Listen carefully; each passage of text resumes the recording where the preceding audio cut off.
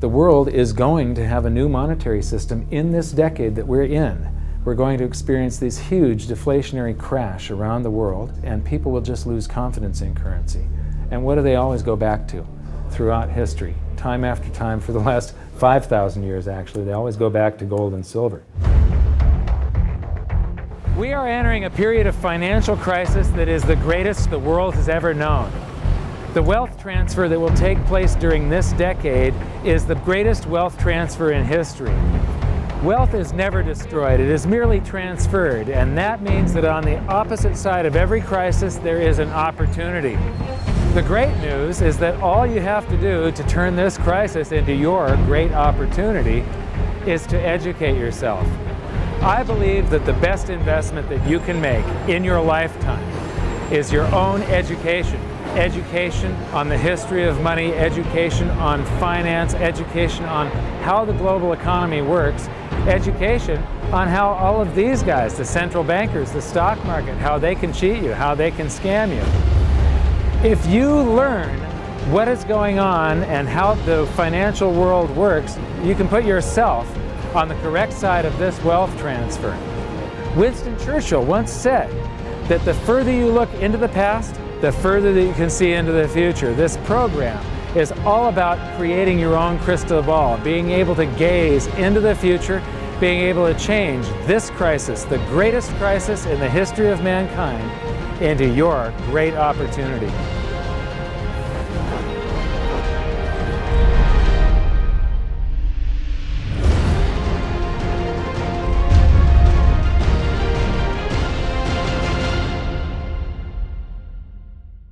So it all started back in 1999 when my sister and I hired a financial planner to help my mother with her assets, and we gave him control of the family's assets, and in the next year and a half he lost 50% of what she had.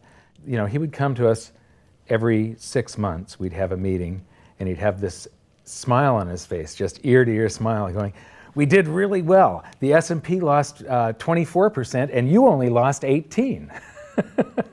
And so I fired him and I moved all of her assets to cash, and I dove into studying the financial markets, which led me into studying the economy.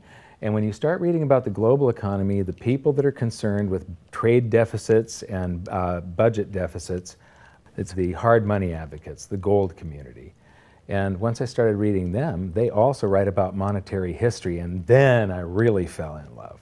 Because monetary history just repeats and repeats over and over again, echoing all the way back to the beginnings of civilization.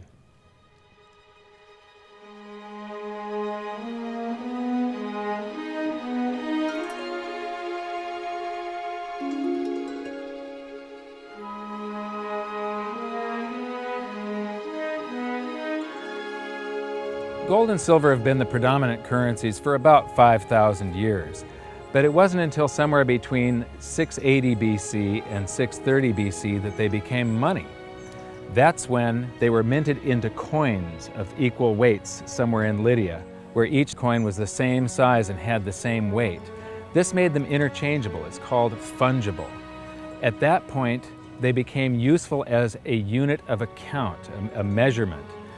You could price a good or a service in those gold or silver coins in a certain number of them. And it was always the same for anybody whenever they were buying that good or service. But it wasn't until they made their way to the world's first free market society, the prototype of democracy, the cradle of civilization, Athens, that they exploded in use. Suddenly, money found its natural home, the free markets.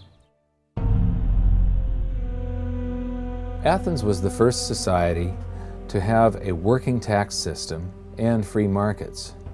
This enabled them to rise to the pinnacle of civilization.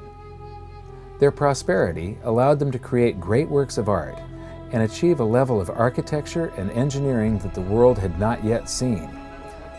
Here we are 2,500 years later, and people are still in awe of their achievements.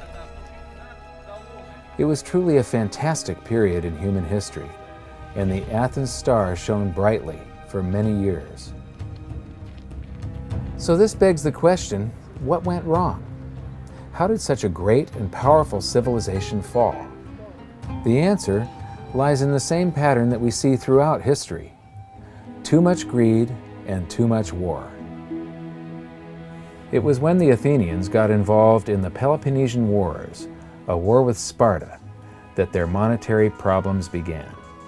First, they lost access to their gold and silver mines. They were also paying armies that were on foot, and they were miles and miles away from Athens. So as they pay their armies to buy goods and services from the local populations, a deflation occurs in Athens because they're sending all of their coinage out of the city.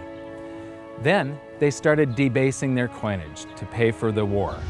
If you take in 1,000 coins in taxes, and then you melt those down, those gold coins, and you mix 50% copper into your gold, now you can mint 2,000 coins. So if you take in only 1,000 coins, but you spend 2,000 coins, what is that called? That is deficit spending. Athens began to do that during this war with Sparta.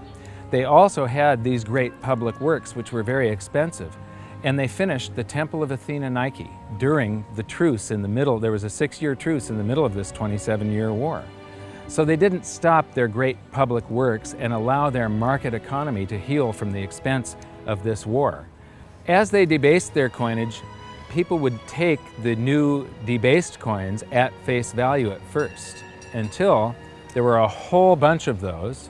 And there's something called Gresham's Law, where people tend to save to keep the thing that's rare, and they spend the thing that's common into circulation first. So all of the gold and silver coins started to disappear from circulation and become quite rare, and it was just these copper coins. Suddenly, it took a whole bunch of copper coins to buy a gold or silver coin, one of those old gold or silver coins. This is the first time that gold or silver ever had a price. Before that, everything was measured in a weight of gold and silver. So a large factor in Athens' downfall was the expense of war, the expansion of empire, the debasement of their currency, the eventual inflation that was caused. You know, they minted these coins until they became nothing but flecks of copper. This was actually the world's first hyperinflation. And what it did was it financially debilitated Athens to the point where in 404 BC they surrendered to Sparta. And eventually they became nothing but a satellite of Rome. The thing that amazes me is how history just keeps on repeating and repeating and repeating, and we never learn from all of our stupid mistakes. We just repeat the same stupid mistakes over and over and over again. Today we are doing the same thing that the Athenians did that caused the loss of their great culture. We're doing the same currency debasement. We're doing the same deficit spending, and it's for the same reasons. It's for war, and it's for great public works. The interesting thing about the Peloponnesian War was how it started. I would say one of the interesting parallels is that it started really with Athens at its height and with a level of hubris that set them down the road towards ruin. Perhaps they felt that they were, superior, couldn't make a mistake. Exactly. They knew better. Exactly. And they ended up destroying their society as a result. It's a road that we're going down today, right? I think absolutely. Yeah. There was a play written shortly after the Peloponnesian Wars about the worthlessness of the copper flecks that were their coinage at the time. So we go from gold and silver, very high value money, to a currency that has a face value. And it's the first example that I can find in history where a war and great public works were being funded through deficit spending. What you've just seen is the first recorded example of one of the most predictable hidden secrets of money, the 7 stages of empire. It's a long-term cycle that echoes throughout history right to this very day, and is basically a societal pendulum that swings from quality money to quantity currency and back again to quality money. It always plays out in 7 stages. It always ends with gold delivering a knockout blow to debased currencies. And it goes like this. Stage 1. A country starts out with good money, which is either gold or silver, or it's backed by gold or silver. Stage 2. As it develops economically and socially, it begins to take on more and more economic burdens, adding layer upon layer of public works. Stage 3. As its economic affluence grows, so does its political influence, and it increases expenditures to fund a massive military. Stage 4. Eventually, it puts its military to use, and expenditures explode. Stage 5. To fund the war, it steals the wealth of its people by debasing their coinage with base metals, or by replacing their money with currency that can be created in unlimited quantities. Stage 6. The loss in purchasing power of the expanded currency supply is sensed by the population and the financial markets, triggering a loss of faith in the currency. Stage 7. A mass movement out of currency into precious metals and other tangible assets takes place. The currency collapses, and gold and silver rise in price as they account for the huge quantity of currency that was created. This process transfers massive wealth to those who had the foresight to position themselves beforehand in real money, gold and silver. You know, our monetary system basically steals from the poor and middle class and transfers the wealth to the banks. We see this throughout history, and it's just repeating over and over again. What's happening in Greece right now is basically the same thing that was happening back in 407 BC. The deficit spending to fund all of these public works and the debasement of their currency supply caused them to become nothing but a satellite of Rome. Today, they're becoming nothing but a satellite of the banks. Well, the idea of Gresham's law is simply that people are going to hold on to what's value and spend what isn't valuable. Way back in my youth, I was 11 years old when we went from a silver-based monetary system to a purely fiat system. People saw that silver was money, they got used to it, they didn't really think about it. And in 1965, under President Johnson, he basically said, well, silver's too valuable to be money. We're going to just start putting out these substitutes, which were what we call cupro-nickel coins. They were nickel, they were copper plated with nickel at the time. And of course, the metal value was far less. And I understood that as a kid, and yet very few adults really seemed to get the idea of what was really going on. There were a few, and it only takes a few. And of course, the Gresham's law took effect, so the currency came out of circulation rapidly. It's very interesting to me, knowing monetary history fairly well, is they're always, put out in silver-looking or gold-looking form. I mean, in most cases, you'll have, in fact, they look rather interesting. I mean, some of them are like silver on the inside and gold on the outside. With the look, they have no value at all, really, other than melt value of pot metal. To me, it's sort of at a subconscious level. Why are they making them gold-colored? Why are they making them silver-colored? I think there's an inherent knowledge in the human species that knows that gold and silver have value. So if they look in their pocket and they see something gold-colored or silver-colored, it gives them kind of a warm, fuzzy feeling. And it's like, oh yeah, but there's no value in these coins, really.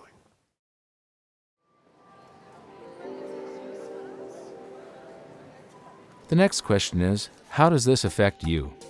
My next stop was in London, where I'd been asked to give a presentation to a group of businessmen. They wanted to understand the reason that gold had surged recently, and I explained to them that to understand gold, you have to understand monetary history. Once you see where we've come from, you can get a much clearer understanding of how the 7 stages of empire are playing out right now. We weren't allowed to show their faces, but we were allowed to film my presentation. So here it is, the last 140 years of monetary history condensed into just 10 minutes. Keep the 7 stages of empire in mind, and as you watch this, see if you can recognize the signs. Everybody thinks the US dollar is still as good as gold, and it hasn't been since 1971. This is the world monetary systems. From 1873, when Germany went on the classical gold standard, where each unit of currency is backed up by an equivalent amount of gold in the treasury. In the United States, $20 bill, $20 gold piece in the vaults. Go into any bank, slap down your currency, which was a receipt for money, a claim check on money, ask for your money, gold and silver, and they would give it to you. So So this shows this is currency, this is money. Otherwise, there was no reason for any government to store gold in their vaults and then print this currency that was backed by gold. This is what gives confidence in that, and it gives governments the ability to start this scam in the first place, where they print these receipts for gold, and then they can print more of them than gold that exists. And that happened when we got to World War I, and all the combatants stopped redemption rights. You could no longer go in the bank and trade your pounds, lira, marks, francs, no longer redeemable in gold, and they lit up the printing presses and started printing like crazy. Then between the wars, they went on something called the gold exchange standard, where currencies would be backed partially by gold. So in the United States, under the Federal Reserve Act of 1913, the Federal Reserve was allowed to put $50 worth of claim checks on gold, currency in circulation, backed up by only $20 worth of gold. So it was a 40% reserve ratio. For every $20 gold piece in the vault, they could put $50 in circulation. We're the dollars of the nation on parade. We're the biggest batch of dollars ever made. Oh, we used to march by millions, but now we march by billions, and maybe we'll be trillions for your dead. We're the dollars. Then we get to 1944. Now, during both wars, Europe paid the U.S. with gold. During World War I, the U.S. didn't get into the war until the very end of it. We didn't really have troops on the ground here in any quantity until the last 6 months of the war. So for the first 4 years or so, we're selling you all of, you take all of your young men off of the farms and turn them into soldiers. You take your factories that make toasters and they start making machine guns. Your factories that made cars are now building tanks. And so you turn your economy toward war, and all of your consumer goods and your grains had to be imported from the United States, and you paid us with gold. Then in World War II, Hitler starts saber rattling in 1936, annexes Austria in 38, invades Poland in 39. Pearl Harbor wasn't until the end of 1941. We didn't have troops on the ground until, I believe, August of 42. So again, there's like 6 years where you're paying us with your gold and we're selling you stuff.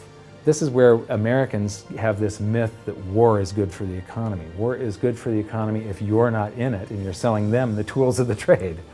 Yes, America's national income gets bigger and bigger. In 1943, it was $142 billion. That was double the 1939 figure, triple the figure for 1933. But by the end of World War II, the U.S. had 2/3 of all the world's monetary gold, the central bank gold, and the rest of the world had to share the other third, and Europe had none. So the world monetary system was no longer going to work. It would collapse. But we had made all these loans of dollars to Europe, so Europe was flooded with dollars. And so representatives from around the world met at Bretton Woods, New Hampshire in 1944. They came up with a new world monetary system called the Bretton Woods system, where every currency on the planet, with the exception of just a few, they would be backed by the US dollar, and the US dollar would then be backed by gold at $35 per ounce. This gave confidence to all currencies. So this gave the world stability, and it pegged all the world's currencies to each other through the dollar to gold. So there was no such thing as the Forex. Currencies didn't float. The exchange rates were fixed year after year, and this helped to make world trade boom. Then the dollar standard starts because we kept on printing dollars. Under the Bretton Woods system, there was no reserve ratio established where the US actually had to have a certain amount of gold for how many dollars we created. So we had done a bunch of deficit spending for Korea, for Vietnam, for Johnson's Great Society, and expanded the currency supply, the amount of paper dollars in circulation, and exported them all over the world. And then in the 60s, Charles de Gaulle, president of France, realizes that we don't have the gold to back up the dollars.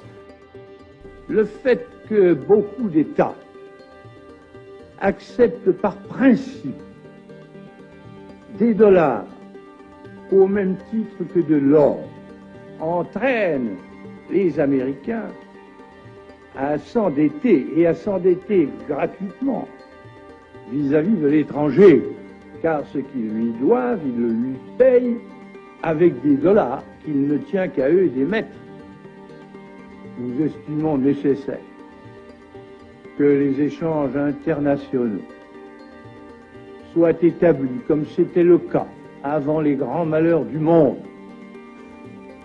sur une base monétaire indiscutable et qui ne porte la marque d'aucun pays en particulier.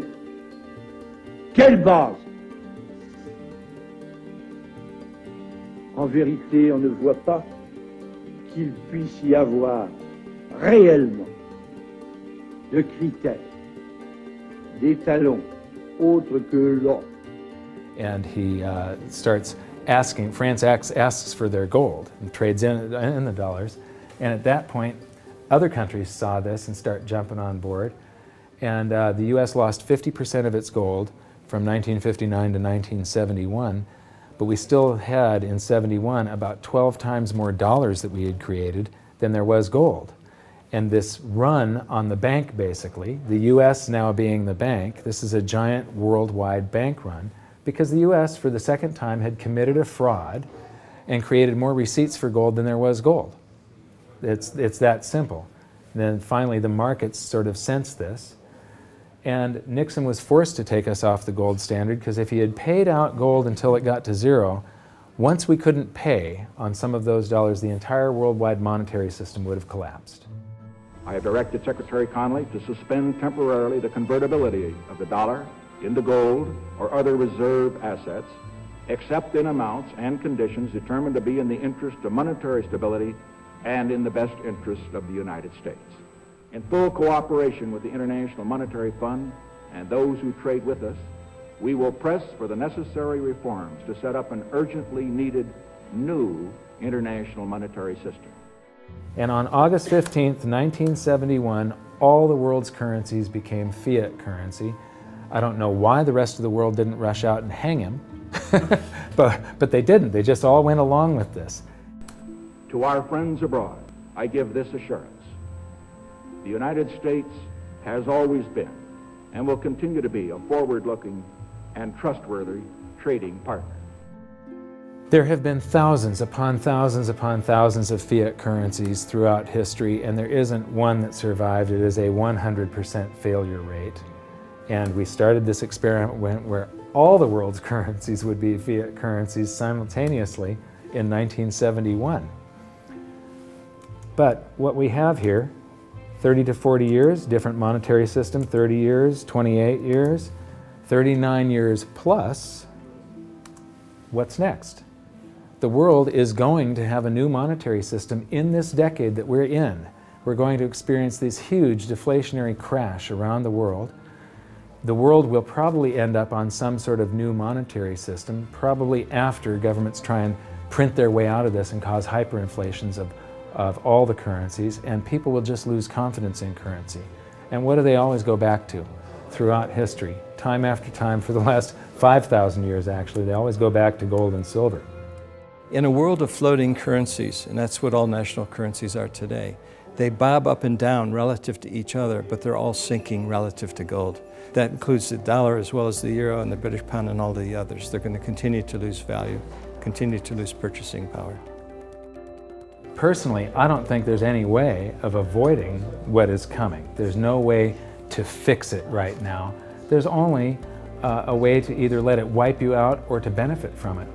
And I want to make sure that it's not just a few of the big investors in the world that are ending up with all the cookies. I want to make sure that there's as many small investors as possible that are benefiting from it, because that's what makes society run. Middle class, small investor. One of the biggest challenges for human beings is that physiologically we are designed to operate in recency. You know, the fight or flight response is literally in my cells, literally. And so that when I'm in the wild, it's about I need to look for something to eat or make sure I don't get eaten. And how that translates into the modern world is that we think only about what's happening immediately in front of us. And so we think a long time is last week. In the world of YouTube and Facebook and instant messaging, we think 3 seconds is a long time. Like, did you get the post already? I already posted it.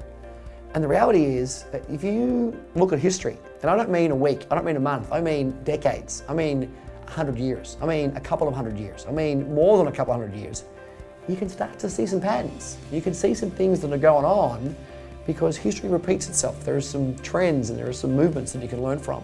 And you literally have to go outside of your human instincts to look at history, because we just want to focus on right now, because as I said, that's about either eating or being eaten. So we've got to go beyond that, and that means not just focusing on the here and now, but learning some real powerful stuff from what's happened, because there just might be some indicators there as what's going to happen in the future. Now, the 7 stages of empire, just as a reminder, started with sound money, and then a country adds layers of public works and social programs, and then develops a massive military, and then puts that military to use, and to pay for the war, it debases its currency supply, which causes a loss of faith in the currency, which then leads to a currency crisis, and gold does an accounting of the expansion of that fiat currency supply that happened over all those years of the first 5 stages. We are in the 6th and beginning the 7th stage. Gold started the accounting in the year 2001. It was $250 then, but we're still in the very early stages of this.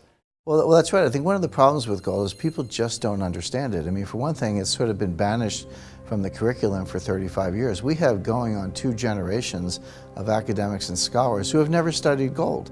Unless you're a specialist in economic history, you can go back and look at it. Now, when I was in university and even when I was in graduate school in economics, we were still on the gold standard in some form. It was fairly attenuated, but when you studied the IMF and you looked at how they present the finances of a country and the breakdown of the reserves and the capital accounts, gold was a line item in the capital account, and you had to understand how it, what role it played and how it could equilibrate in terms of balance of trade. Well, that's gone. The IMF, Nixon went off the gold standard in 1971, and bright young economic students just don't understand gold. They think it's a joke, or they think it's maybe a commodity trade or a momentum trade. They don't understand that it really is money par excellence. So now we've learned that money was born in roughly 630 BC when it became fungible. It was free markets and sound money that led to Athens' great prosperity. But debasement of their money for deficit spending on war and public works played a large role in their demise. Over the past 140 years, we've debased our own currencies to the point where 2 generations of scholars don't even understand gold. We learned about Gresham's law and that bad money drives out good. In recent history, there has been a new monetary system roughly every 40 years. And we've learned that we are in the 6th stage of the 7 stages of empire. So that's it for this episode. Join us next time when we learn more about the chaotic state of the US dollar standard and how it's going to affect you no matter where you live on the planet. When I wrote my book, I said that we're coming into an era that is going to be the greatest wealth transfer in the history of mankind. Therefore, it's the greatest opportunity in the history of mankind. I've made it my mission to help as many people as possible get through this crisis and to come out on the best side of the wealth transfer. I've just finished filming an exclusive presentation titled How the 7th Stage Will Unfold, where I detail what I'm doing personally to prepare for a range of scenarios. It's available at hiddensecretsofmoney.com as part of your free information toolkit. So my challenge to you for this episode is to try and find a single example in all of monetary history of a crisis that was brought on by too much deficit spending, too much debt, and too much currency debasement being solved by more deficit spending, more debt, and more currency debasement. Until then, good luck, and I'll see you at the bonus presentation at hiddensecretsofmoney.com. Thanks. You bet. There is no other side. You either silver and gold or you're doomed. That's exactly the way the world is always working. That's the way it's working right now. Turn on the television, watch the price of gold. Look at the dollar going down. Gold's going up, silver's going up. That's exactly the way it's always worked, and it's always worked that way, and it's working that way now. And why is anyone surprised? Why is it? I'm surprised it's always worked like that. For the past 5,000 years. That's right, 5,000 years in a row, it's worked exactly that way. It's happening that way now. And ooh, wait a minute here. Weird. Beyond weird. Mike Maloney's Hidden Secrets of Money is made possible by the clients of goldsilver.com. Your continued loyalty and support allows us to educate the public on how to both protect themselves and benefit in the turbulent times ahead. To all goldsilver.com customers, thank you. Hidden Secrets of Money would not be possible without you.